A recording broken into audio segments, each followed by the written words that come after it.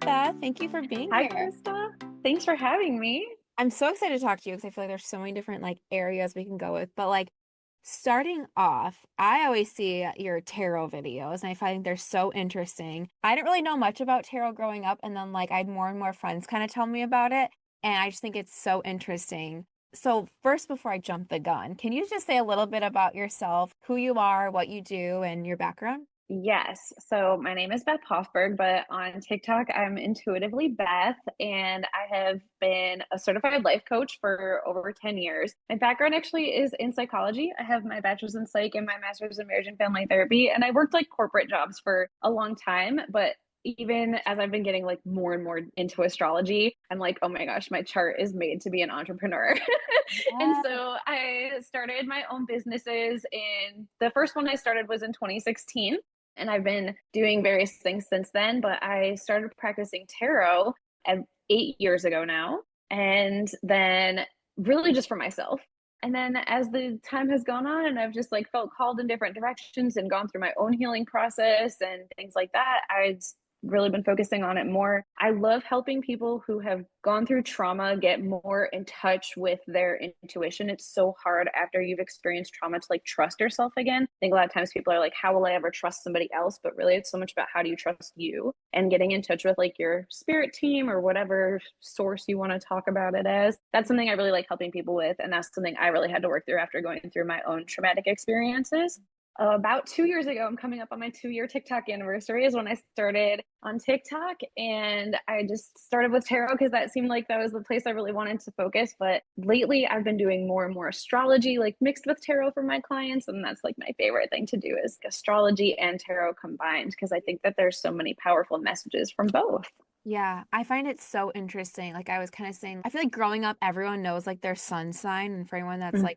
listening, that's your birth date, right? So I'm a Yes. Virgo because I'm August. I remember always hearing oh, other people were Virgo too. And I'd be like, well, I don't really know if I believe in astrology because I know they're Virgos and we're so different. Then I started Hmm. learning about your rising sign, your moon. Yep. And I'm like, and I would read about that and I was like, wait, it's kind of clicking now. So interesting. Yes. Do And you I, know what your moon and rising are? Yes, I'm a Sagittarius moon and I'm a Okay. Libra rising. Okay. It's Yep. funny because at one of my corporate jobs, we're talking 3, 4 years ago now, my assistant, who also named was Christa, she's still here, Christa. Still her name. Yeah. She's still here. She was actually on the podcast a while back, but I she remember. started sharing different astrology things with me, and that's when I kind of learned more about rising sign. And she's like, yeah, we're both rising Libras, and that's why I think we kind of vibe because we're very forward facing, friendly. And I was like, wait, what does this mean? So I find that so interesting. I think when people learn more about it, it's really just learning more about yourself in a way, right? Yes. Oh, it's so funny because now that I remember that episode, because I have listened to every single Yay, podcast I love episode. it. It's one of my favorite guilty pleasures. But once you said Libra rising, I was like, oh, yes, I remember this, because I have found that a lot of times women that I find very interesting, or that I feel like I would be interested in talking to, are Libra risings. And in my birth chart, Libra is in my 11th house, which is the house of friendships and networks. Oh, And so I just feel like that's a lot of times where that resonates in my chart, the kind of friend compatibility or networking compatibility.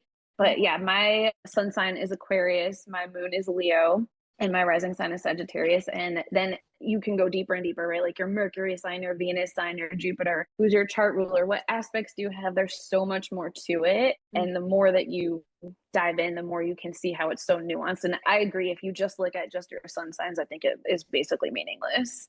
Right. So Because yeah. it could tie into anyone or anything really. But yeah, when you kind of start Yeah. unpeeling those or peeling those layers, you can kind of learn little bit more. And I feel like a lot of times it's I don't know if taboo is the right word, but growing up, it's kind of this weird thing, right? But I Mm-hmm. feel like more and more people are realizing it's healthy and it's good to learn about yourself in these different layers. And it's kind of just how the universe works, I feel like. I don't know if that really makes sense. But I love that you come from a background of therapy, psychology, and astrology. So it's tying them all together. So when you give someone Yeah. advice, you're coming from multiple directions of being able to help them out or look intuitively in some ways. Yeah, that's my lens. And I think that's even from why I like diving so deep in astrology. The surface level of just knowing the sun sign does not resonate with me, but I don't like being surface level on anything. So even from psychology, like I think a lot of times people are familiar with the Myers-Briggs test. Yes. Hmm. And from my background, I do not like that test because it doesn't have very good like validity and reliability. Like the test retest results are not very good. It's like not really the best test. And the people who made that test did it to try to prove their own hypothesis, which is not how you want to make personality assessments. And so I actually really got involved in and like went really deep on this other assessment called the Strengths Finder. Now sometimes it's called the Clifton Strengths Finder. And that's actually where I became my certified life coach programming. And it has 34 different strengths, and every strength is a positive, and it's so much more nuanced. So like I come from that lens too. Trying to dive really deep to the surface level is not enough for me. So being able to take all of the strengths that somebody has and put them into action, because we all have strengths, we all have our vulnerabilities. I think that's also part of astrology, right? Like a lot of times we'll have the tropes about a certain sign, like Aries, for example. People are like, oh, they're so aggressive and hot headed because we look at the negative. But the strength of Aries is like they're going to take action and they're going to fight for good things. And like if you're in that higher realm of it, that's really good. I like to think of it as the balcony versus the basement. Hmm. And so trying to take that strengths approach and then also bringing in the trauma lens. So it's a lot of multi layers, but my Aquarius mind likes that. Yeah. I love that you say that because my daughter's an Aries. And Okay. it was so funny because well, she was late. So she was like gonna be a Pisces. It was kind of like a Mm-hmm. weird like line. But one of the things I always read was like they're so strong-willed. And I have friends that are Aries too, but they're strong-willed. And I was saying to my husband the other day, I was like, it's funny because the things that you like not necessarily don't want them to be as a toddler, but the things you're kind of like, okay, let's step back, let's take a breath. You want those things for when they're older. Use your Yep. voice, be strong, like don't back down from people that set your boundaries. So I'm like all the things that she's like testing right now, like boundaries. I'm like when she's older, these are going to be so powerful. She's going to be so strong-willed in like that good way of she's going to hold strong to her values and whatever that looks like for her. So I love that you say that because it really is the angle of how you're looking at it. Yeah. And she's lucky to have you as her mom to teach her boundaries in such a healthy way, because obviously that's such a big part of what you teach in your content too. Yeah, Yeah. definitely. Yeah. And I'm working and I'm learning myself as a recovering people pleaser as well. Mm-hmm. When people come to you for whether it's tarot reading or therapy, like what do you think most people come to you for? Is it love? Is it soul? Like I know we were talking before about like soulmates, like questions about career, life. What do you think most people come to you for? So my most popular is love. That also I think tends to just be because that's how TikTok pushes out, right? But a lot of times my most recurring clients are going to be people who actually do want to dive in deeper. So we'll work on all the areas of their life and really like bring in the astrology and look at maybe if they're trying to make a big decision or even manifest. Sometimes with some clients, I'll also work on tapping with them. I don't know if you're familiar with EFT tapping. Basically, it's emotional freedom technique where you can kind of rewire some of the traumatic beliefs that you've had. It's part of like somatic therapy work. And so that's something that I will sometimes work on with people. Again, not in like as a therapist, but more as a coach. And that's something that I will also work on with people sometimes to just kind of rewire their beliefs and help them as they're trying to kind of take those traumatic experiences and then like put them into believing that that doesn't have to be their story forever. Mm. That can be really hard. But yes, definitely lots about love. Is this person my soulmate? Is this person coming back? Things like that. That's a common question that people have. I think, especially because on if somebody has found me on TikTok, they've likely seen other tarot readings on TikTok also. And those are very common readings that come up on people's FYPs. And despite what a lot of other readers will say, I don't think that just because a video comes up on your FYP that that means it's for you. I Mm. think that's actually kind of spiritually manipulative, because I'm sure when you are scrolling on your FYP, there's times that you get a video and you're like, I don't want to watch that. And you just scroll by. Not every video that's on your FYP is actually for you. The algorithm's constantly testing it. And the same thing is true for tarot or any other spiritual message. You have to use your discernment. And that's another big thing that I like to teach on, that we got to learn our discernment. It's Yeah. not like, yeah, if you're like happily married, you see a video that's like break up with him, you're like, oh my gosh, I gotta break up with him. It's like Look at your own situation. Does that apply? No. Okay, scroll. Or vice versa. If you're looking for your love and they're like, Exactly. it's an ex, you're like, oh my gosh, well, my ex was toxic, but it says my ex. I'll take everything you see online with a grain of salt because I feel like Yeah. I just made a video the other day that was like, not everything you see is made for you. If watching something and you're like, what do they call it? The black bean theory? Like if you watch something and you're Yes, like, but bean "Oh, soup. the bean soup theory. Yeah. And you're like, Yes, I'm allergic to beans. Well, this video's not for you. Or apply it to something exactly. else. Yeah, I think we live in the day and age where it's like you feel like they have to comment on every single thing, even if it doesn't necessarily apply or have nothing to do with them. And that's okay. And then the algorithm, because you did comment on it, thinks that it is for you. So then you keep getting more of it, and then you get even more in like the delulu. So Yeah. yeah, I think that is something I do try to help people with. I try to be really specific. And then of course, if somebody's getting a personal reading, then you know it's for you. Mm. It's only your energy and your spirit team's energy and no one else. So that's Yeah. very Do helpful. you Yeah. do like in person, like you do them through social media? So if someone's hiring you to do a tarot reading, do you do like digital? Do you do in person? Do you find they're the same or different in that way? I do it all digitally because that was something that I found was really needed for my own health. I previously was diagnosed with PTSD, and something that I found in terms of like reclaiming myself was being able to just like be fully free and setting my schedule and operating when like my nervous system was regulated, and also in operating when I feel spiritually attuned. I'm not, unable to be like, if there's certain astrological transits that are happening, sometimes that makes me be like, oh my God, I can tap in so easily. And sometimes I'm like, this is a fog. I'm not going to read for somebody right now. So I Mhm. don't like to schedule people because I like to be able to read for people when I'm like, I am in my power right now. Let's go. And so people will purchase something from me on my website, fill out their questions and everything. And then I can just set the exact ambiance that I need for myself, and I record it, and then I send them a link that they can watch as many times as they want. So I think a lot of times people like that because then they can sit with it, they can pause, they can reflect on the message. I just finished doing a bunch of 2026 year ahead readings, and those are like 90 minutes of recorded video. It's too much to take in one sitting Yes. and understand everything. So I'm like, pause it here and then take notes for the next part. And yeah, so Yeah. that's how I like to personally do it. And then I can also make sure that I'm really like tapping into their energy. And I do a lot of energetic cleansing in my own space. I always have crystal grids and, stuff like that to tap Yeah. in. Oh, I love that. Yeah, I feel like that's really powerful. And it's true, like if you do like an in-person reading, I mean, I feel like the same about like a therapy session or something. Sometimes you're like, wait, what did they say about this? And Yes, so I feel like that's really good about being able to watch it and like pick it apart and be like, okay, what does this mean? How can I tie this to my own life?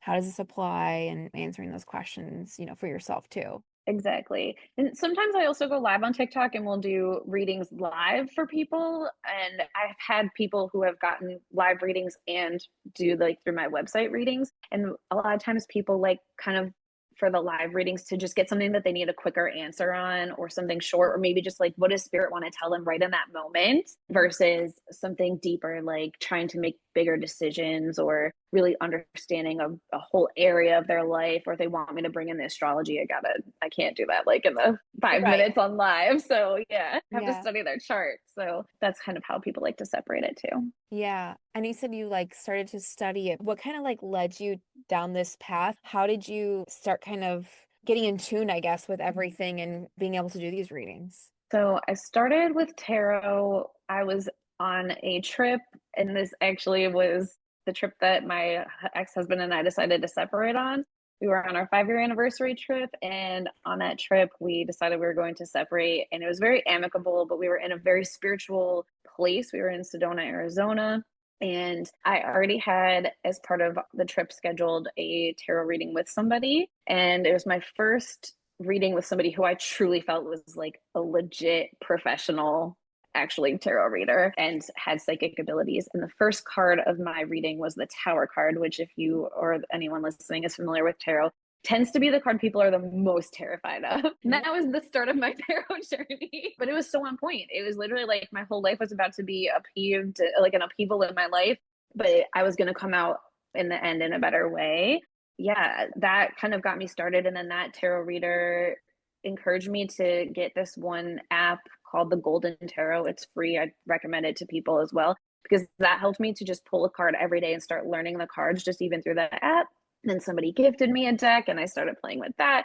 It all kind of gradually happened. After my divorce, I got into another relationship sometime later, and that turned out, unfortunately, to be an abusive relationship. And during that time, I was working with a spiritual coach who helped me a lot. And I was also doing therapy and all sorts of other things. But I was finding how a lot of times, like the truth that I thought, because I was being gaslit, I was getting so conflicted in like my intuitive space versus what was real and shutting down my intuition a lot. So then when I finally ended that relationship and went through the healing of that, and again, like lots of not just spiritual work, but lots of therapy, somatic therapy, working with trauma informed yoga instructor. I was doing sound bath healing, like so many different modalities really to come back to myself.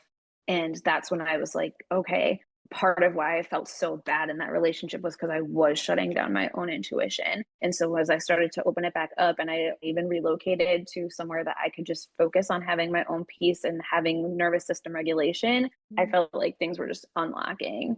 And that's when I really started to dive super, super deep into tarot. And that's when I was like, okay, I'm ready to do this for other people now too, after I felt like I had gone through my own work. And I think that's really important when anyone is working with a coach or someone that's a healer or something, to understand what have they already gone through, what healing have they done before you just buy into like them coaching or guiding you. Yeah, no, I think that's a great point because you want someone that's gone through that similar like healing journey or like understanding of it through that lens because if someone's just coming to you just to like sell you or make a dollar off you or something, then it could be perceived as, I don't know, like not authentic or something, you know? So, Yeah. And like, I don't think that they necessarily have to have gone through all the same problems or anything. But for example, if somebody was going to try to find a therapist and their therapist isn't also in therapy, like that's a huge red flag. Therapists are supposed to also be in therapy. Like we get taught that in school for sure. So just things like that. If they're not also doing the work on themselves,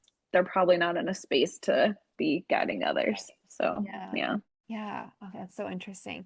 So I feel like there's so many different directions we can go right now. Let's I'm like, okay, I know you talked about your own divorce and you talked Hmm. about how that's kind of like taught you a lot about yourself and that kind of led you down this journey. So what would you say your own divorce taught you about love and partnership? And then how when you give advice now, do people come to you and ask like how do you kind of use that for your advice, if that makes sense?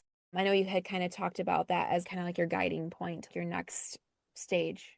Yeah, so it's interesting because my marriage and divorce, and then another very big relationship, those aren't the only two relationships I've ever had in my life, but they're two very prominent relationships. And my marriage ended extremely amicably. We ended up essentially, I had miscarried 3 times, and my husband decided he didn't want to have kids anymore. And I did still want to have kids. And so we decided we couldn't continue. And so we ended up parting ways. But I was able to take a lot of things from that relationship and know what I would want in future partners because there were lots of really beautiful things. We were really good partners in many ways. And then the experience of the grief and how that can, that it's actually very common that when people lose a child or something like that, that is a very common time that people end up getting divorced. Unfortunately, it's really sad. That other relationship that I had been in, I felt like I had manifested him because I was working a lot on manifestation. And I was working through things of like, okay, spirit, I want this and this and this and this. And the rest can basically be the same as like my ex or whatever. And then when I met the second person, he and my ex husband actually had the exact same birthday. And I just thought that was like a sign, You're like, this is right? it. Yeah. Yes. And there were so many other things. And then there were certain things I was like, well, I guess I wasn't specific enough about that. He was working on himself, but there were things that were not healthy. Mhm. And I think it taught me about how there is the ability to manifest, that people come into your life for specific reasons. You can ask spirit for certain things and people will come in, but that doesn't mean that they're supposed to be your forever person. And also, I would say that ending a relationship doesn't mean it's a failed relationship. My marriage did not last for the entirety of my life, even though I definitely thought that it would. I never thought I would be somebody who would get divorced or anything like that, but it ended. But I wouldn't call my relationship a failure. I still think it was actually very successful. And I think that that framework is also really helpful, especially as I'm working with people who are trying to, they want to get towards a life partner and realizing that you can be in relationships that you need to be in order to learn how to become the person that you want to be in your life partnership. Maybe if you were to meet the person that you think would be for you in your 20s, you hadn't gone through enough things that you needed to go through. You didn't learn enough yet. So then that relationship would fail, so to speak, or not last a lifetime. But if you meet them when you're in your 30s because you had other experiences with other people, it is going to work out. Sometimes I think people think of that as like right person, wrong time, but I think it's like both people are not the right people at the time. It's wrong person, wrong time. You need the timing to be right. And so, yeah, I think it's just this idea of relationships can end and still be successful. I try to think about it also from like a job standpoint.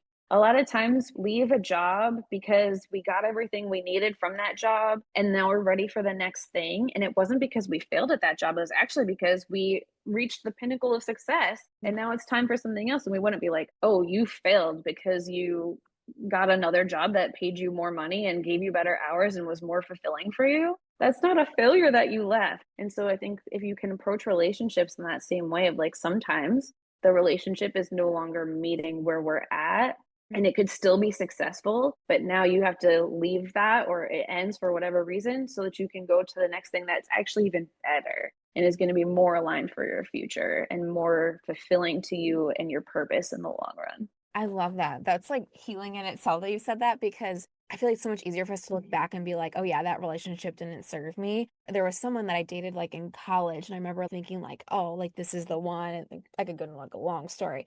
But looking at how that ended and what happened, again, I can go into more detail, but I won't for privacy reasons. But he did not treat me great. But looking back, I'm like, if I stayed, I would have been stuck in the same like hoopla of small town where I lived, probably just trying to please him my whole life. Like, oh, do this. And I don't think I would have done any of the career things I've done because I would have been so like stuck in that mind frame.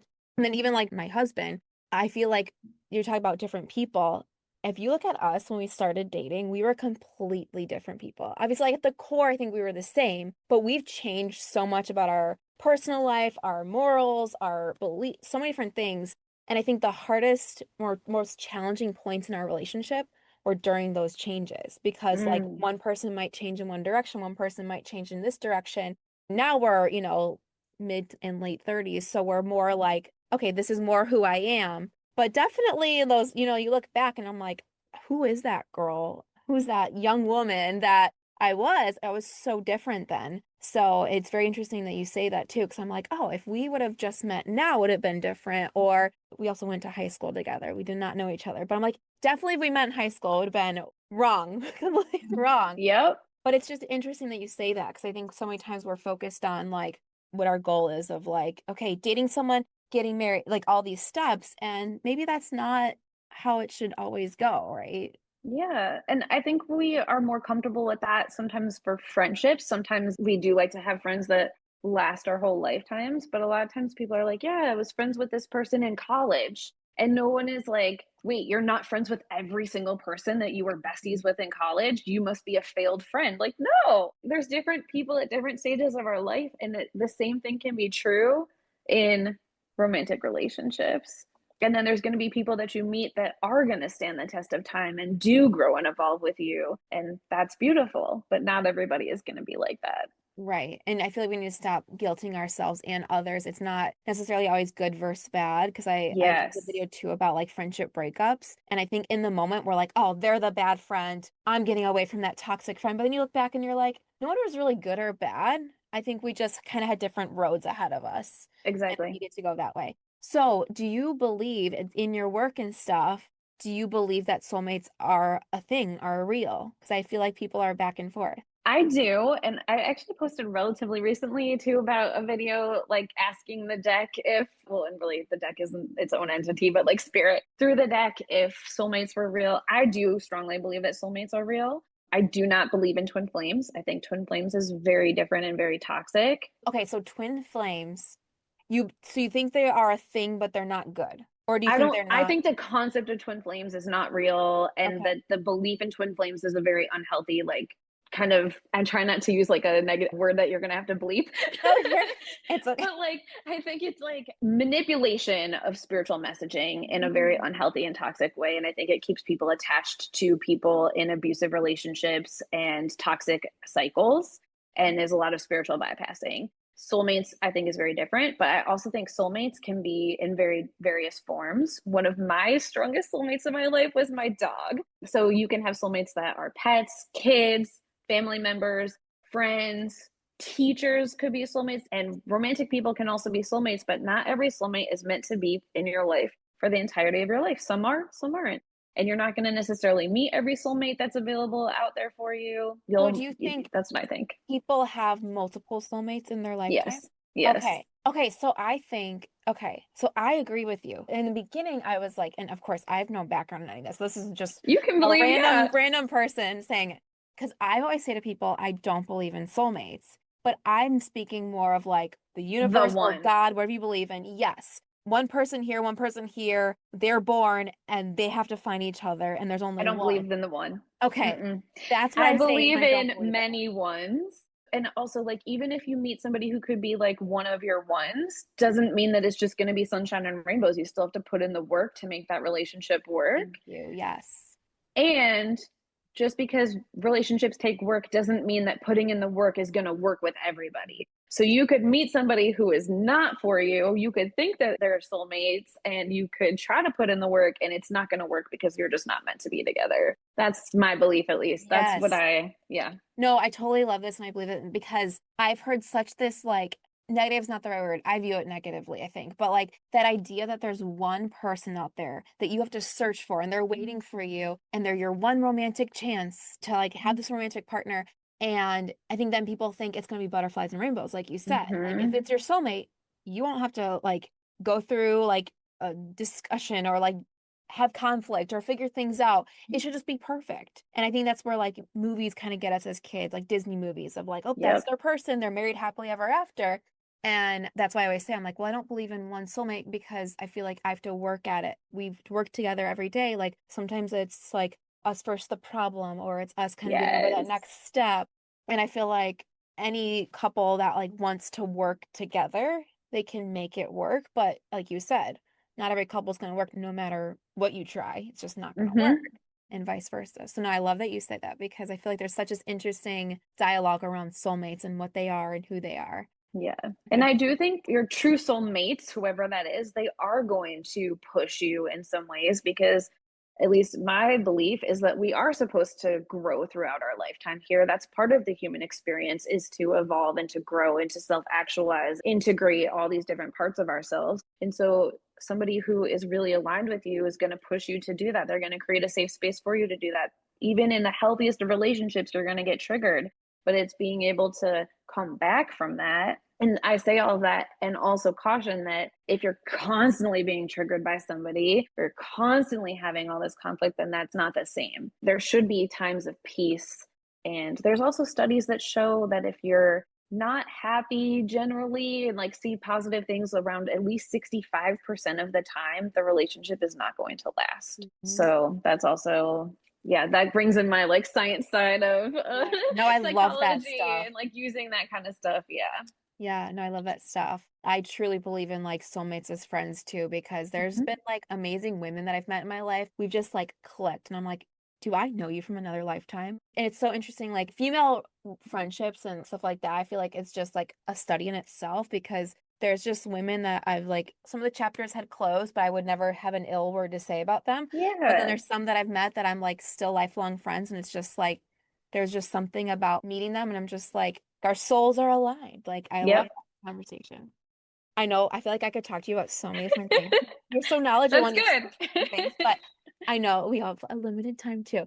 But getting into, I'm gonna kind of switch gears, getting Yeah. into like wedding drama. I know you have a maid of honor kind of drama story. So do you want to talk more about that? You had to demote a maid of honor. I did have to. I'm glad we talked about the friends concept already because I wouldn't say that this was like a failed friendship. So, my original maid of honor was when I was married before. She was my best friend from high school, and I had been her maid of honor. And she got married pretty close to when we graduated from college. Like she got married younger than I did. And so, yeah, I was her maid of honor. And I did a lot for her wedding. I planned and paid for not the entire bachelorette, but I planned the entire bachelorette and paid for like a lot of it myself. I planned and also paid for an entire shower, and it was a couple's shower, which for Whoa. what it's worth, I think that's so cool to do a couple shower. I love the like Yeah. non-gender conforming things, but it was a lot. And I was in my master's program. It wasn't like I was rolling in the dough at this time. Yeah. And I did a lot of extra thoughtful gifts. She also had another shower that I also attended. Her wedding, we're from the Chicago suburbs. I know you are too, or from that area. And her wedding was in Madison, Wisconsin. So it wasn't that far, but it also required an overnight stay. So there was still like, the hotel and all of that. It all added up. But some of the other like extra thoughtful things that I did for her, like something old, something new, something borrowed, something blue. I created a garter for her because I knew she wanted to do a special garter. So she had like a garter toss garter. But this was back when we were still doing that stuff. I don't think that Kind of dying out a little bit yeah, now. that's not a thing anymore. But I actually do think this keepsake thing is actually kind of cool. You don't toss this one.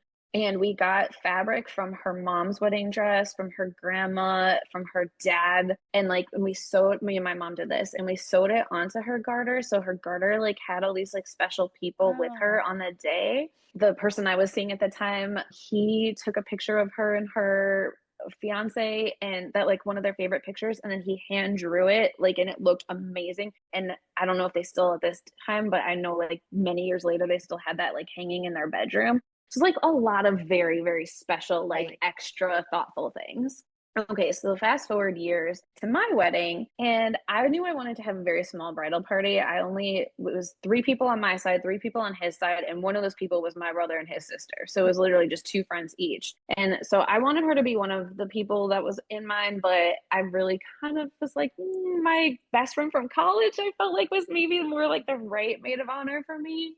And so I was like, okay, it's fine. Well, she was in a different stage of her life at that time now, too. So now she's pregnant, and I'm living in Charlotte, North Carolina at the time. So I'm like, okay, I don't really want to do like a big bachelorette. That's not my scene. I was like 29 or something. 28. And I was just like, I didn't want to do that. So my best friend from college, she and I just went to Mexico by just ourselves for like a bachelorette. I was like, we don't need to do a bachelorette. For my wedding showers, I flew back to the Chicago area, and we had two wedding showers on the same weekend. So it was back to back. So it was like, if you were having to travel, it was fine. She didn't travel in, was just like a couple hours away, and she didn't come to either of them. Oh, And I was like, you didn't even have to plan them, but you could like come and stay for free at your mom's house, who lives like 5 minutes from where the shower is. yeah. It's odd to not even like try to come. And did she RSVP no, or just like She was RSVP'd no. She said that just couldn't come because of everything that was going on. But I was just like, she was pregnant? she was pregnant, but it wasn't to the part of the pregnancy yet where like you're not supposed to like drive or Yeah. be, and yeah. So, but I was like, okay, I mean, I get it. I was like, okay. But then as we're like getting closer to the wedding, I was like wanting everybody to come in from the bridal party, because we didn't do bachelor. My ex-husband also didn't do a bachelor party. We just literally were like, we just want our bridal party to come in one extra day early so that we can all hang out together for one night. That's Yeah. all we had asked of them. And Yeah. then, yes, they were going to need to travel because we were, nobody else lived in the same city that we were living in, but that's all that we were asking. And she couldn't do it. And she wasn't even going to make it to the rehearsal the next day on time. And so I was like, I just felt like the reciprocity wasn't there. Yeah. And so I was like, you know what? I just think it would be better for you to I would still love for you to come to the wedding, but I think it would just be better if you just come to the wedding and as a guest, and then that's cool. Yeah. So, because at that time she would also have had her baby. We were having a child-free wedding. And so I was just like, come as a guest. Her mom was going to come and like take care of her child. And I didn't feel bad about that either, because my parents also were involved with like, helping on her wedding too. So like, Yeah. it's fine. But yeah. And then I ended up having my best friend that had taken me to Mexico. She was my maid of honor for real. And then I asked one of my friends from childhood to step in. And I felt bad because it was like I should have asked her from the get-go, and I felt bad as like a replacement, but she understood. It was fine. It was no hard feelings. So, but it did kind of lead to me and my original maid of honor, my high school friend, like we just kind of like separated ways then. I felt like, yeah, the reciprocity just wasn't there, Mhm. and that I just didn't feel like as seen or cared for in a way that I felt like I like had deserved, I guess. So, Yeah. Okay, so when you had to demote this maid of honor, how was her response? Do you feel like it was like anything changed in the relationship, or do you feel like it was okay after that happened? well, she definitely agreed that that was going to be for the best because also she was also like iffy on even if she could make it to pictures. And I was just, you have like one job. Like, I Oh, literally have barely asked you to do like anything. I understand she was going to be in a new phase of life of like being a new mom. But I also think, sometimes we have to make sure we're still celebrating the people that are in phases of life that like we were celebrated in when we were in that phase. yeah. It's hard. I do see why it would be difficult for her to travel. I get that, but also it's like I need one day, like, Remembering. so Mhm. yeah. So she agreed that that was going to be for the best. And I was happy that she was going to still be coming. I was very happy about that. And we did have fun at the wedding. But I honestly don't think we've even seen each other since. We do live in different states and everything, but it's just been like much, much more distant ever since then. Something else Yeah. that kind of felt like the icing on the cake, so to speak, was even from like the gifts. I had put so much thought and energy into the gifts that I was giving to her, so personalized, like lifetime keepsakes. And for me, she got like 6 wine glasses off my registry. Mhm. And like, yes, I was registered for them, but like also that was more for me to be able to have for guests because I'm allergic to wine. Oh, And she knew that. And I was like, this is not personable at all. So I just was like, this relationship is just like met the end of its main course, I guess, yeah. So, and Yeah. that's okay. And I feel And like moments like that kind of make it clearer, like, okay, this is mhm, our last big hurrah, and then that's that. Because, yeah, it's like definitely being pregnant or having kids changes things. But, like, for me, like, I was a maid of honor when I was like 6 months pregnant, and I was like gonna still do everything as possible. Like, I was mhm. still planning the bachelorette. We were on a boat for the bachelorette. Granted, at that part, I think I was 15 weeks, but still, it was like, I remember I was like a nervous Nelly when I was pregnant. So I was like, okay, we're gonna go on this yacht on Lake Michigan. Okay. But yeah, you still make some sacrifices for Mhm. friends and at least making effort or showing that you're interested in being there and excited for them. Definitely. Yeah, I just didn't feel that, and I don't like having a ton of attention on me despite being on TikTok, but like in a group like that, like I don't really like being around a ton of people at once or things like that. That's why even I wanted a small bridal party, but I just needed to know that the two people I was really choosing to be on my side, nothing against his sister, but like that was his sister. Right. She was very supportive, love her, but like the people that I was going to have there, I wanted to really like I needed them to be there for me. There were all sorts of other dynamics going on that like I needed that. And so I'm very thankful I made the choice. And then the person who I really did want to have be my maid of honor, she was my maid of honor for real, and that all worked out really well. And I know I made the right choice because I saw something months ago. It was like a question on Instagram or something that was like, if you were to walk into a room and every person that you've ever met in your entire life, dead and alive, was in that room, who's the first person you would seek out? And my first Mm. reaction is like, that is terrifying. Like, that is way too many people. I would be so overwhelmed. Yes, there would be people who I would be so excited to see, and there'd also be people who I would be wanting to avoid for my safety, whatever. The person I would most seek out is the person who was and actually was my maid of honor, my best friend from Mm. college. Even though we live in separate states and we don't get to see each other very often, and we talk with not like the most frequency either. But I just know that I could be like, oh my gosh, Kristen. And she would be like, I got it. And that's who I needed by my side in that moment. And that's who I would still count on. I would then I would want to see like my grandpa that passed away and stuff like that. But like Mhm. the first person I would seek out is the person who would be my regulator. Yeah, no, that's So a great like exercise for people getting married to be like, do you visualize those people there? and to listen to Yeah. your gut, because it's funny that you say you had a gut feeling kind of in the beginning too, because I read a story yesterday that will be out on YouTube, but like she literally starts it with that I had a gut feeling about a friend, and it wasn't maid of honor or anything. It was about just inviting her to the wedding.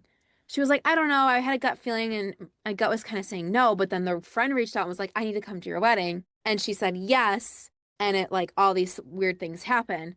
And so it really is about listening to your gut, about people in your wedding and making those calls. And it sounds like you guys had a really like mature conversation about it. And like both people were mature, because you hear of those where it's like they get so offended because they're not in the wedding anymore. It's like, I'm doing this because it's best for both of us, not just Yeah. me. I'm not being selfish or rude. This is what's best for both of us. And I think when people respond, it shows a lot about like both people's character.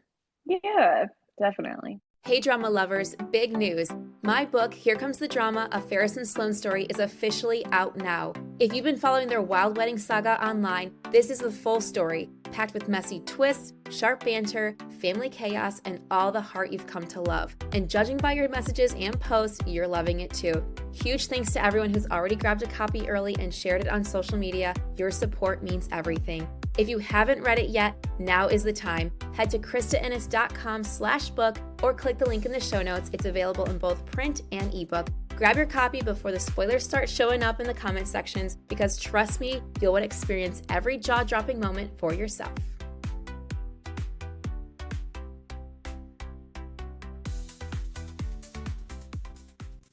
All right, let's get into, I'm like noticing the time and I'm like, oh my gosh, I could talk to you for so long, because once we start talking about like astrology and like personality tests and I don't know, all that stuff, I like love any of it. Anyways, let's get into some quick wedding hot takes and then we'll get Let's do it. into the story submission. Okay, this is gonna be a little red flag, green flag. Are you up for that? Yeah. Okay. They propose after 6 months and say, I just know. I think that it depends on the age and how often they've been actually spending time with each other and what other experience they've had. So I'm sorry to say that that's like an it depends. Yeah. If they are less than 25, that is a hot no for me. I'm sorry. Like, your brains are not fully developed. It's no offense. Like, it's just the reality. Your brains are not fully developed. You don't know after 6 months. If you are older and you've been in serious relationships and you are spending time with each other and you've seen people in the different seasons, like you've seen them be angry, you've seen them go through something hard and like, and things like that, then I think that 6 months is okay. Yeah. Absolutely. Yeah. A lot of these I feel like are hard to say, red flag, green flags. They're not so obvious, and there is a lot of Yeah. nuance to these, right? You could never say like, oh, it's completely a red flag, and then someone listening is like, well, we got engaged after 6 months, now we've been married for 25 years. And it's like, Totally. there's always a scenario where it can absolutely be good. But okay, your partner's mom says, I'll pay for the wedding, but I need a final say. I think that that is a red flag. Yeah. Yeah. It's holding money over you and it's tough. Your fiance refuses premarital counseling because we're It fine. doesn't even matter what the rest of it is. Immediate red flag. Immediately. Like, refuses premarital counseling, red flag, but what is the rest of it? It just, he says, because we're fine. Or I Oh should no. say, they say we're fine. Yeah, red. Yeah. Bright red. They want a huge wedding, but you'd rather elope and they dismiss you. The dismissing itself is a red flag. The disagreeing isn't a red flag, but the dismissing is a red flag. Yeah, agree. Your fiance wants their ex invited to the wedding to keep things peaceful. I need a little more context. If it's the ex and it's like their child's parent, mom or something, and they like, Mhm. okay, I could understand that situation. But if it's Right. just like their ex and they have no other ties to each other, immediate no. Right. I know the first thing that pops into my mind is like the mother-in-law still gets along with the ex and just and wants her. Because I've read, it's outrageous the number of You stories I've have read read a where lot of stories like that. yes, it blows my mind. Like that the mother-in-law is like, let's just invite her. That's the plus one. Like the Oh. confessions I get on Instagram, which we'll get to, but I've gotten multiple that say my now ex's mom brought his ex as her plus one to the wedding. I'm just like, what? Wild. During conflict, they shut down and disappear for hours or days. Okay, so for hours, I would say that that is more of an amber colored flag. It's something hopefully that they would be working on. Disappearing for days and you're getting married to them, that's a problem. So yeah, people have different ways of dealing with conflict, and depending on how they get triggered, if they might need to, like, yeah, shutting down does sometimes happen, but if it literally happens every time, just bringing up even something small, like, hey, babe, I asked you to do the dishes and they aren't done, and they shut down and won't talk for hours, that's a red flag. Yeah. So Your fiance has no opinion on anything and says whatever you want. I would take that as a red flag in my relationship because that's not the type of person I would want to marry. Some people probably Mhm. would like that and like to Yeah, just be able to make all their decisions.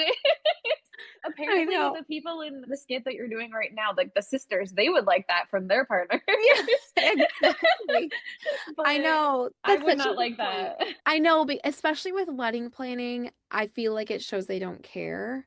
But like again, me, I would be like there's some things for my husband when we were wedding planning, he was very involved. We're making decisions together. If he would have ever just brushed me off and been like, whatever you want, I'd been like, this is our wedding. But if he was like, oh, I don't know, like I trust your opinion, so whatever you want, I feel like there's difference with like tone too. So Completely. I don't know. I also think like there were definitely times when I was planning my wedding that like both of us were kind of like, we don't care. But if one partner is constantly like, so then neither of us care, so you have to decide, that is a mental load issue now. Yes. So I think that like that also comes into play. And then the wedding does show how you're going to operate in your marriage too. And I feel like that's a thing people forget a lot is like, it's not about the Mhm. wedding, it's about the marriage and the partnership. So Yeah. yeah, that would be like if I had to choose red or green, I would choose red, and that person would not be for me. But Yeah. maybe for some people, that's the relationship they would want. Yeah. The wedding is the precursor to how the marriage will be for sure. If you Hmm. have toxic in-laws or issues like drama, it's going to be a precursor for how the marriage is going to be. If your fiance is very passive, I had a therapist on here, Kate Gray, like this was probably like 6 months ago now, and we like were talking through one of the stories and we kind of came to that conclusion. We're like, yeah, we're like, depending on like how it goes, not all scenarios, of course, but that's going to be kind of a peek into how your relationship might be. If you have Yep. meddling in-laws or meddling siblings, or, it's only going to get harder if you move in together or you have children or you have a career change, whatever those things are, these things can follow. So it's good to like set boundaries or nip them in the bud before it like happens. Hmm. Okay, last one. They get mad if you don't text back immediately. It's a red flag. Yeah, Yep. I would agree. Okay, let's get into this week's story so I don't go too over time here. Okay. Okay, here we go. This was my first marriage. We got divorced 11 months after the wedding because he was cheating. I got engaged at 26 to a man I dated since I was 18. From the very beginning, there were signs of infidelity. He had issues with cheating early on.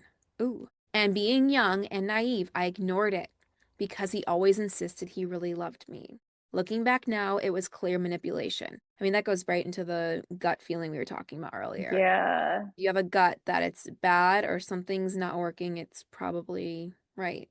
The other thing that I'm immediately wondering is like, how old was he? She was 18. I just have a feeling he was not.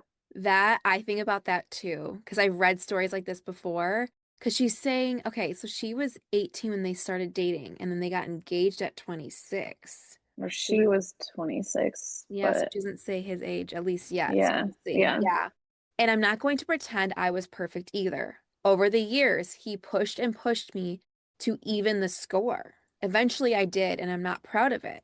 Are they talking about cheating? Or like stepping out in a way like, but that's a little tricky because if he was pushing her to be with somebody else, that's not really cheating if she is doing it because he coerced her to do it. It's almost like he felt like he almost wanted an excuse to cheat more or to be like, well, I cheated all these times, so like you go do it or something. Because Yeah, that's but kind then of it's odd to not be really like, cheating, it's almost like a not quite open relationship. they're like This sounds talking like a about it. very challenging dynamic. Yeah. Says eventually I did, and I'm not proud of it, but that's the kind of toxic relationship it had become. We were both stuck in a cycle that never should have lasted as long as it did. When I was 24, he went ring shopping, and I showed him the exact type of ring I loved. Custom design, specific setting, the whole thing. We didn't have a lot of money at the time, and I truly would have been happy with something simple or smaller. But then, nothing happened. 2 years went by, and our relationship felt like it was stuck on pause. I hit the point where I finally had the do something or I'm done conversation. Which, how do we feel about that? I feel like if you have to have the do something or I'm done conversation, that it already is done. You don't want to force somebody to get married. It sounds like this relationship has a lot of coercion in it, and that's just never going to be able to be redeemed, Yes, unfortunately. Yeah. absolutely. He didn't respond, so I packed up and moved out thinking, Hmm. this is it. I'm actually done this time. But then he begged me to come back, and about 4 months later, we got engaged. He was the man I couldn't quit. Tall, blue eyes, and 100% toxic. We were like fire and gasoline. He ended up designing the custom ring I'd fallen in love with years earlier. When I brought the ring home to show my mom, at first she acted thrilled. My sister wasn't shocked at all. She'd known I loved that design since I was 16. I'd always joked I just needed to find the man. I should mention, my parents aren't together. And the man my mother destroyed our family for, he was married. So this is like a cycle thing. Okay. My mom was the other woman for 10 years. Oh, Oh my wow. gosh. I just talked to a friend of mine that's a therapist, and you might have seen this in your work too, but you might know the name of it. I can't think of the name, but there's like a study about like looking at cycles of like Like trauma, intergenerational cycles. intergenerational like trauma and stuff. And she's like if there's like cheating in a lineage, like it's very common, like if a mom was cheated on, maybe her mom was cheated on. And it's just like this interesting thing of like you don't think like, oh, because I was cheated on, maybe my mom, or whatever, or she had breast cancer because she had it's just this interesting lineage that you Hmm. can see. So when I just saw that, that's kind of what made me think of it as I was like, oh, she's kind of looking back and it's like, oh, her mom was in a relationship where the man was cheating. Yeah, it sounds like the person at this, while she maybe didn't have the awareness when she was going through it, where she's writing to you right now, sounds like she does have a lot more awareness. Yeah. Yeah, that's what I'm getting too. Around Christmas that year, my sister came to visit and my mom was showing off new jewelry. It was basically my engagement ring. Ooh, Oh, no. oh, Red flag that. I am not yeah. okay with This that. came out of left No. field. I thought this was going to be all about the guy. Same design, same setting, only hers was yellow gold with yellowish diamonds instead of white. When I confronted her, she told me it was completely different and that I was being dramatic, but it wasn't different. It was identical, right down to the setting. Ugh, I I was feel furious. sorry for her. I know, imagine like that's your moment of like being so excited. Obviously, the relationship has its issues, it's toxic, but that aside, right? She's so Yep. excited. And the mom's like, you know what? I'm gonna go out and get myself the exact same. And it was her custom design and everything. Like, how can you say it's different if it's like, oh, we both had a single solitaire, like, princess cut is the exact same. Like, okay, but no, it sounds like this person created some whole special design, special setting, her own vision that she's wanted since she was 16. They had it custom made. I don't Yeah, believe the mom. sounds a little interesting. Yeah. She said, I was furious. My sister immediately told her she should never wear it again because it was a blatant copy and incredibly rude. Good for the sister. My Yes. mom got angry and said she wouldn't wear it on my day. Fast forward to about 1 or 2 months before my wedding. Planning was going pretty well until my mom showed me what she was planning to wear. Here we go. Wait, Oh and I didn't notice. no. So it says the mom, okay, so the mom destroyed her family. So I'm guessing she was also married, cheated with this man who was also married, right? Sounds like they were both married. She said my mom destroyed her marriage for 10 years, meaning that she never got married to this man. Well, my intuition is saying she's jealous now that her daughter's getting married to this man To when she's me. been the other woman all these years, right? Yeah. It says, I go to her house and she proudly pulls out a garment bag, a white garment bag. Inside was a white gown. Just when I think She I've moved knows on. exactly what she's doing. She knows exactly what she's doing. No one No. is that naive to be Mm. like, oh, you can wear a white dress to your daughter's wedding. What?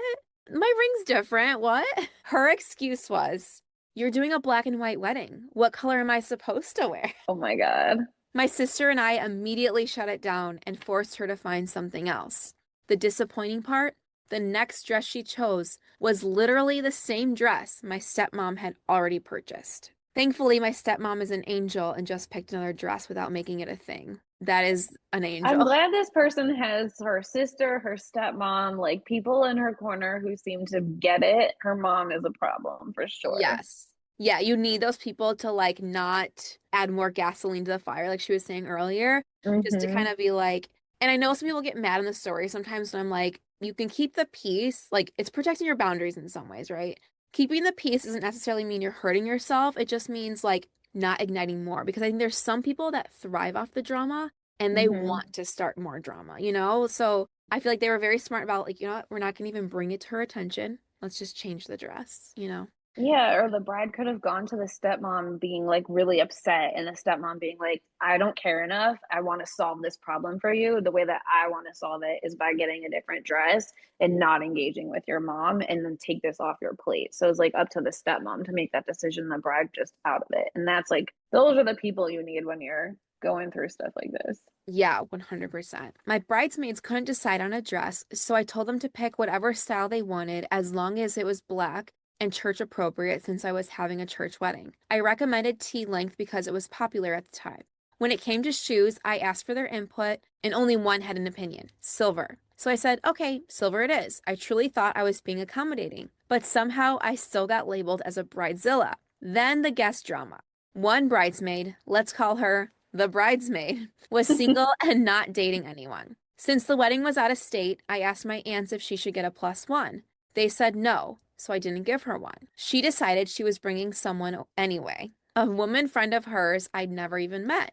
Luckily, I was able to accommodate it last minute since a few people didn't show up. Again, she was just like, you know what? It's annoying, but whatever. We're just gonna make it work. I feel like personally, if someone was flying into my wedding, I would probably give them a plus one. But also, like, if you're in a wedding, like, you're not going to really be seeing your plus one that much until the day You is don't have over. that much time usually. Yeah, and it probably also just depends on like the other people in the bridal party. Like if everybody is basically single, then it doesn't matter. Just like let everybody just come by themselves. Yeah. Yeah. Dinner was catered by a super talented chef who was a close friend with my ex. But at last minute, he decided to bread the chicken. That mattered because the bridesmaid had celiac disease, and she accused me of trying to poison her on purpose. Okay, Wouldn't that be multiple red flags. Yeah. Because, like, it's not like she snuck, like, something in there. Like, you can see it's breaded. So, like, okay, let's figure it out and get something else. Oh But my gosh. also a huge red flag on the chef because that's not okay Oh to no. change the menu. And yeah, especially with something like that where it's literally going from not gluten to having gluten, like that's a big no.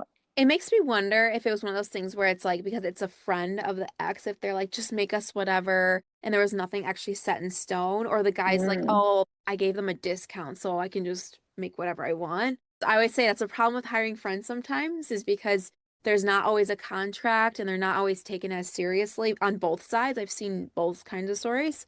Yeah, it makes me kind of wonder what happened there. She said, yes, seriously. She left before the cake cutting and made a big show of it like I was some evil mastermind plotting her downfall with breadcrumbs. Also, why would you immediately be like, oh, it's the bride's fault? She's trying to kill me. Like, that Right. would never be my first instinct. I'd be like, oh, they made a mistake. Same.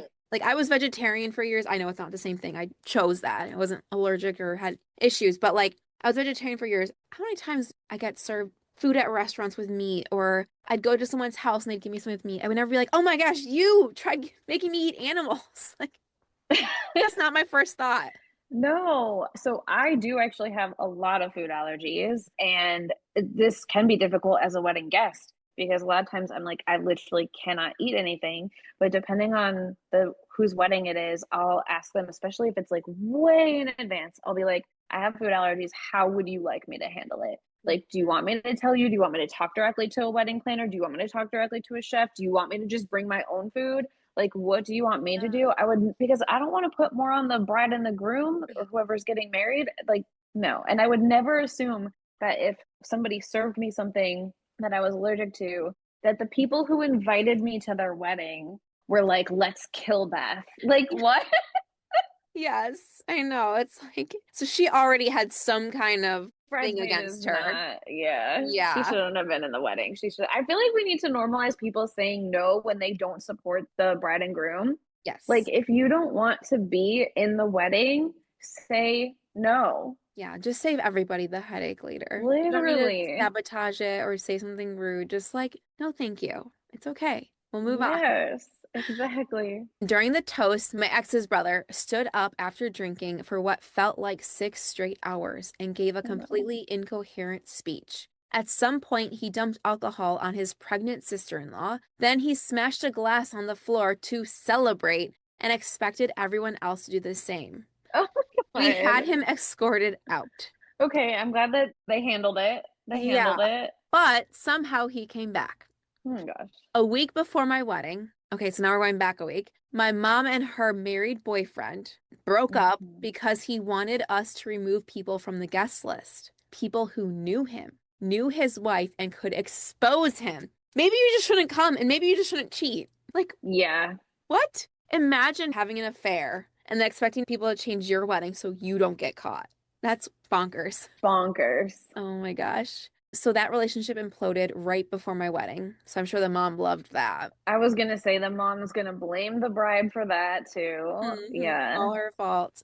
Meanwhile, my ex didn't speak to his own mother and insisted she not be invited, but she showed up anyway and sat at the back of the church. Ironically, though, she was the least of my problems that day. Man, I feel so bad for this bride. It's just one thing after the other, and it's just like drama from like immature people, I feel like. I also feel like in some ways it's the universe maybe being like, don't get married. Like this was Yes. not or this wasn't for her. Yeah. That is such a good point. I actually just read one, which by the time this comes out, it'll probably be like a couple weeks ago. It's coming out this week, but it was a similar thing, but it was more just drama with like caters and stuff. No, was that the one? I read so many stories. But there was another one where all these bad things kept happening. And like later on, she's like, I think it was a sign that like it wasn't supposed to work because literally 2 years later, a year later, we got divorced. And it was like the universe Yeah. being like, don't do it.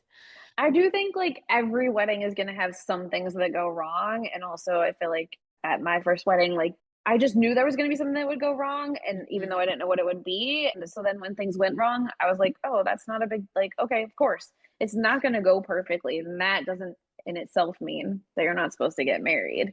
But when Right. it's like every single area is so much drama, like there's obstacles for a reason sometimes. Yeah, I know. It's almost like this is like a weird way to put it. Like the movie Final Destination. Okay, this is like really a weird way to put it. But you know, like I'm the things keep excited though. the things keep happening to them and it's like just keeps happening. Obviously, this is like I just feel like things are getting in the way of making this a beautiful wedding day. And Yeah. so it's like, where is this leading? Where's the final part of this wedding gonna go? Because it's like no matter what, they like, okay, brush aside this one thing, they brush aside this, but then this other obstacle keeps coming that it just, I don't know. It's interesting. There's just so much to comment on. Okay, after my ex's brother returned, he found more alcohol and started peeing in potted plants inside the expensive venue. He got thrown out again, but at that point, everyone was heavily drinking and he somehow snuck back in again. Okay, this is a Oh, problem. Send and him also home. gross. This is like terrible. The worst part was that my mother disappeared with my ex husband's grandfather, who was nearly 80. She denies it to this day, but everyone knew something happened. Either way, disgusting. What is What? happening here? By the end of the night, the brother was so drunk he could barely stand. I'm surprised he even made it that far. Truly. His pregnant sister-in-law tried taking him back to the other place with her partner. Instead, he pushed her and got into a fist fight with another brother-in-law. One of them went through a wall, the cops got called, and he spent the next 3 days in jail. I mean, he needs other consequences and treatment probably, but yeah. Yeah, if you are showing up that intoxicated and doing all these things, that's a problem. Fast forward 6 months into marriage. My husband was acting strange, secretive, distant, off. I checked his phone and found inappropriate texts from at least 4 women. One of them was only 19 years old. That goes back to the suspicion from earlier of like, is there an Mhm. age difference or does he just like, yeah. Younger. Yeah, that's definitely a problem. And it sounds like she had intuition or knew of cheating before the wedding, but now it's like, Back up, ugh. yeah. It says, I confronted her. She said she didn't know he was married and told me he kept calling her and was eating at her restaurant 4 times a week. She promised she'd never speak to him again. And weirdly, we became friends. Not close friends, but the kind of bond where you feel like you've both been lied to. That's happened to me before. Okay. Because I was that person where, like, when I was cheated on, I never blamed the woman because I was like, she was probably lied to from this a-hole just as much as I was. And Right. so there was like two different times where I became friends with the women, and I'd be like, okay, like, this is my new friend. And I'm like, that would probably piss them off more. So I like, it was Fair funny. enough. But she was lying. Oh, but she was lying to my face. Oh. Okay. He never stopped contacting her. And while I believed we were working on our marriage, he was actively building a life with her. Oh, after months of struggle, stress, sleepless nights, violent fights, and dramatic weight loss, I finally got the courage to leave. About a month after I moved out, he moved in with her. Oh, he sounds like a terrible person. And Once this I is going to be a serial thing that he does. The 19-year-old is going to find some other person that he is talking to that's younger again, and then he'll just keep doing this until Yeah, the end of time. yep. Yeah. Once I filed for divorce, they announced they were expecting their first child. Oh And no. the photo they used to announce it, the shoes he wore at our wedding. I wish I was kidding. I guess it all worked out for them in the end. They now have two kids and have been married for 5 years. But that relationship taught me a lesson I will never forget. When someone shows you who they are, believe them. Believe them, yes. And honestly, Mhm. just because they're still married doesn't mean that they're happily married or that he's not cheating, Yep. right? Like they could be married and who knows what he is doing. So, Right. It's like the grass is always greener thing. You might see them and be like, oh, they're like posting these happy photos on Facebook or whatever. We don't actually right. You know. don't know what's going on behind the scenes. Absolutely. I'm glad for the person who wrote this story in that she's not in that relationship anymore and she can like see it for what it was. But Yeah, to go yeah, through all of that and like have this. But I'm sure she looks back and she's like, the wedding was telling me, don't go through with it. Look at all this stuff. Walk away. She just ends with, I'm happily remarried now. I no oh, longer good. speak to my mom, that Okay. bridesmaid, or obviously my ex. And honestly, this would all make a great story. I feel like she needs an award for recapping all the things that we wanted to know at the end. Not everyone that writes in does that. And Yes. sometimes I know, like, when I'm listening to the episode, I'm like, wait, did you cut them off? Like, what's happening? And I love that this person was like, Mhm. this is what happened and this is what happened. They gave us an epilogue. Yes. No, I totally agree. There's so many times where I'm like, that's it. That's where they ended. Oh my gosh. I need to email them. And so sometimes we'll email them and we don't hear back, or sometimes they'll like send me an update later. But yeah, that was a good way to like tie it off. Like, I'm glad that she's happy now and got out of that Yeah. really toxic relationship. Like you And said. broke the pattern that her mom was in. She's not her mom. She's her own person and she doesn't have to be like her mom. And I think that's really beautiful. Yeah. Yeah, absolutely. Wow, that touched on every kind of like drama I think I've ever read before. Wow. Well, thank you for sending that in and thanks for reacting with me. Yeah. Oh my gosh, that's wild. Okay, let's end with a couple of confessions that are sent to me on Instagram. Let me do like some cards for the Yeah, podcast or whatever. Yeah. yeah, absolutely. Okay. Okay. So this says, what wedding cost do you regret the most? We asked people Mm. on Instagram. This is what they said. This person said, the whole thing. I wish we would have eloped. Another person said, not doing RSVP only. There was too many people that were not invited. Interesting. Wait, Not not doing doing. RSVP only because there were too many people that were not invited. Oh, I wonder if they're thinking like they didn't like limiting RSVPs and they wish they would have just done like open. Because I've seen people doing that where there's like, just come if you can make it. So maybe that's what they mean. I've never heard of that. Okay. I Yeah, hadn't until I started interested in sharing that. stories. I've heard of a couple of people saying like we just had like a church basement or like a venue and just being like, oh, anyone can come to dinner and like it's a buffet. So maybe that's what they mean, but I don't know. Hmm. Interesting. This one says cake. No one cares about cake. Yeah. I think you need some kind of sweet treat. I don't think it has to be cake, but you need some kind of like sweet thing. That's what I like anyway. Yeah. And this last one says a photo booth because they didn't have guests create the book as instructed. Oh, that's a shame. Honestly, even though my first marriage did end in divorce, I still have like so many really great memories from the photo booth and like pictures from that I love seeing from my wedding. I So, love from that that. wedding. Yeah. Yeah. No, I love that. That's fun. I feel like photos too, like photos and videography, I feel like are like so worth it. But yeah, every wedding's going to be different, what you prioritize and all that. Okay, so I Is there know, something that you yeah. think is the expense that you wish that you would have not done? What's the expense that you would have changed? Honestly, I feel like I was pretty good about saying like no to things. I was like, okay, we were pretty limited on, not, I shouldn't say limited on guest list, but I was like, if I haven't talked to them in the last 5 years, like they're not invited. The one thing that people always told me, they're like, don't get favors. Like no one uses favors, but I was so set. I was like, I love getting favors at weddings. I know most people don't. We did decks of cards, but there were a lot left over. A lot of people did leave cards. So I don't know. I would say maybe that if I had to pick, for example, I got a quote like for $4,000 for flowers. I ended up borrowing a friend's flowers. She made silk bouquets. So we didn't Hmm. pay for flowers. All our bridesmaid dresses were under $100. I let them wear whatever shoes they wanted. So I feel like I was pretty like stingy is the wrong word, but I was like spent where I wanted to spend, I should say. So Yeah. yeah. My wedding was a big ticket wedding, I would say. It was a lot. It was this destination wedding for almost everybody, even though it was where I lived. Nobody else lived there. And this could be for like another time, but we had everybody that was invited to the wedding got invited to something the night before the wedding because of the like inviting the out of town people to the rehearsal. Yeah. We did a whole special other event and we had like a farewell breakfast the next day too. And it was like, there was a lot going on. But the thing that I would actually have taken, I do hope to get married again. And I think the thing I would reduce the cost on is my dress. And I didn't even get a very expensive dress, but I don't know. That's just an area that I just don't really care about as much. I just feel like I don't need to spend close to 1,000 or over 1,000 or whatever on a dress. Like I really just, whatever. I'm Yeah. getting something way cheaper probably. Yeah, I know. I was like that too with my dress. I feel like I'm so shocked when I hear like custom bride dress costs like Mm-hmm. multiple thousands of dollars because Mm-hmm.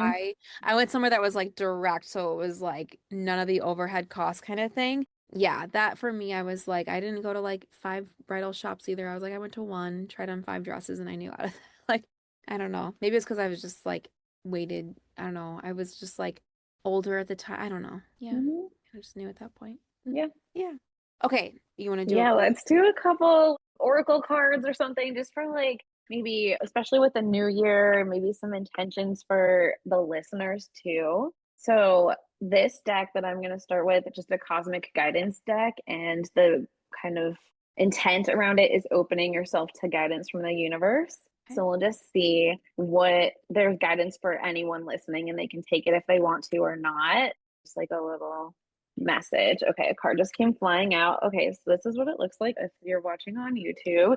So it says gratitude, appreciate present blessings. I like Oh, that. So just yeah. finding like some gratitude practices. I think that's really helpful, especially in this time that we're in right now where things can be really scary and it can be hard to see like sometimes the positive without being toxically positive, which is Right. finding something to be grateful for in the moment. Let's see if there's another card. Another message. Okay, we're gonna switch to a different deck. I won't use tarot for this just because it'll take us a little longer, but we'll do another one of like, this is my bloom deck. What's a Okay. way that you might need to grow or an area that you really can grow and have success Oh, in okay. 2026? Will this like And this, speak to me because I'm right in front of you, or is it just like anybody listening? it'll be you and anyone that's listening, but yeah, your energy will be like the most prominent because it's your podcast. Okay. Okay, so we got Lotus. Ooh, Ooh. your mud has purpose. Your Ooh. mud has What does that purpose. mean? So, like when you're stuck in the mud, there's a reason. I feel like this kind of goes back to some of the stories that we were listening. Like when it just feels like there's all these blocks, there's Mhm. a reason it's telling you something. So maybe you have to learn how to get yourself out of the mud, or Mhm. maybe the mud is trying to slow you down because you're trying to move too fast to get to somewhere else. Or sometimes the mud is to show you the places where the like people in glass houses shouldn't throw stones. Like maybe Yeah. you got mud on you that you got to clean off before you're judging other people. So there could be lots of different reasons, but like your mud has a purpose and mud also has nutrients in it. You have to, if you actually want to grow and you're a plant, you got to be put in the dirt. There's Ooh. purpose to that so that you can actually bloom. And then the lotus is a symbol there. So Okay. just a couple of messages I for like that. right I love that now. kind of stuff. I love doing that like internal work of understanding myself better. And I love the one you said about gratitude in your presence. Is that what it said? Um, Appreciate present blessings. Yeah. Yeah, because I think too, we're so quick to look ahead and not in like a bad way, but we're just like planning, constantly planning, or like, okay, when will this pass? Or okay, what do I need to do next? And I feel like, at least speaking for myself, it's so hard to just sit in the present, just enjoy the moment you're in at this moment. I get like, not anxiety, but I'm always thinking of like, what's the next thing? Okay, how am I going to do Hmm. this? Okay, I only have 30 minutes till this. Okay, I got to do this. And it's just like, turn off the electronics or whatever and just be present in this moment and just enjoy it. Because I remember even as a kid, I'd be like, oh, I only have an hour until this. And it was just kind of like, even in my like happiest moments where I'm surrounded by like friends and family, I'm like thinking about, oh, what's the next thing? So that's like a good reminder. It's making me wonder if you ever were to take Strengths Finder. I feel like maybe you have like achiever, where there's the positive is you are achieving, you're striving for things, you're good at executing on things, but then you can get like achiever burnout and you're constantly having to achieve and you only feel good if you are achieving, or you feel like you're never achieving enough, or as soon as you achieve, you're already on to the next thing and forgetting to like celebrate your success. And it's actually, as you were talking about, it's making me realize. So I had made my 2026 bingo card. Have you ever made a bingo card for No, like a yourself? checklist almost. So instead of it being like a checklist, if you were to play bingo, you don't have to clear the whole card to win, right? It's Right. like you just got to get five in a row in any way. And so I put things on there that I was like, if I get five in a row, that would be amazing. I put like bigger things on there, not things Yeah. that I was like, I have to do all these things. It just feels Right. more like just put it out there and like almost wishes. And Yes. then like, will I get this? And one of the things I had put on my card was to be on a podcast. Oh, there you And go. I so can this is check my it. first, yes, this is my first one. So it's a reminder Yay. for me to be like, okay, I should actually like take a moment and be like, wow, I've already gotten one of my squares and I'll appreciate that little blessing. So Yes. And like yeah, soak it in too. Cause I think, yeah, we're all so yeah, quick to like look ahead to the next thing and like not really like look around us and be like really feel out the senses of like, I'm doing it or like this is happening. exactly. We got to Yeah. celebrate our wins. Yeah. Yeah. That test you were talking about, is that kind of like the Enneagram or like similar? Similar, but even more in depth and Okay. more backed by a lot more global research. Okay. Because I was gonna say I I can literally send you the just link. yes, please do. Because I was gonna say I literally just took the Enneagram the other day and I got achiever. So when you said Okay. achiever, I was like, okay, yeah, that Yep. constant. I'm like a three, which is achiever, and then a little two, which I can't remember what the two Yeah, is. three wing too. Caretaker, Yeah. something three wing two. Yeah, and so I was like, oh my God, I like read it, but yeah, I'm so prone to burnout. I go, go, go, go, go, and then I like get so overwhelmed where I'm like, what's up, what's down? Like, who am I? Mm-hmm. Mm-hmm. So yeah, that's fun. That happens every like few months. But yeah, I no, I love that. understand. Yeah. Awesome. Well, thank you so much for coming on. It was so fun Thanks chatting for with you. having me. Also, I like noticed the time. I'm like, I could talk to you forever. I would Anytime you love want to to come back on, anytime. I let would me love know. to. Can you just tell everyone where they can follow you for more updates, anything fun you're working on? Yeah, so the best place is TikTok at Intuitively Beth, and I don't have Facebook or Instagram. The accounts that are there are scam accounts. Tarot readers oftentimes have people trying to copy them. So, also just a shout out if you are watching tarot on TikTok, like a real reader will never reach out to you. Yep. You will reach out to them. And then my website, stand.store/intuitively Beth. And that is a great place if you want to work with me or get in contact with me. Awesome. Well, thank Yeah. you so much. Thanks for having me, Krista.